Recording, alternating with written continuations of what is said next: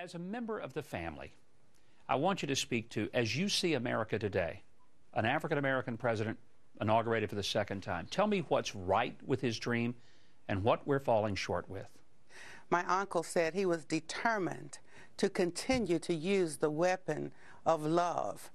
And so this president right now, and we are definitely praying for the president, and I even have a prayer that as he and others handle the Lincoln Bible and the King Bible, that the Bible won't just be a ceremonial piece, but it will be so compelling that they'll be moved not only to read some of it, but to do it. And yet we're talking now about gun control and not taking up that weapon of love, that weapon that never fails.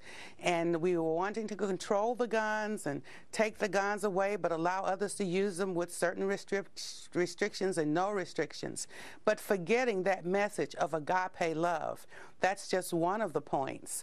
And yet we've also legalized the killing of a certain people group in America, and that's the little babies in the womb, of course.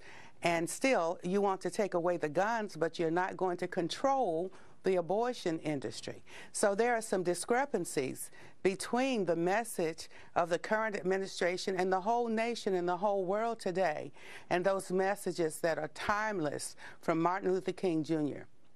And it boils down, Governor, to love, agape love for our neighbors and for ourselves. You pointed out the anniversary of Roe versus Wade. There's a certain irony that the same week that the president is, the first African-American president, is being inaugurated for a second term, and the anniversary that we celebrate your uncle's birth is also the 40th anniversary of really this mass genocide and infanticide. And yet we have the most pro-abortion president in the history of the country. Respond to that. Reproductive genocide, and that's the lives of the little babies in the womb. The landmine decision of Roe versus Wade 40 years ago, and now we have at least 55 million legal deaths of little babies. And so that is something that would be shocking to my uncle, Dr. Martin Luther King Jr. At the same time, you have the landmark anniversary of the Emancipation Proclamation that happened on January 1st, and then later this year, 50 years of the I Have a Dream speech.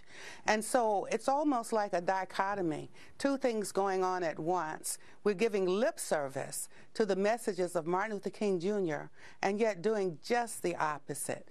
And so I want to call America, and actually the whole world, to remember the apostle of love, the 20th century apostle of love, the black Moses. And so when we look at a president with brown skin, let's remember that there was a man who wanted people to be judged for the content of their character and not the color of their skin.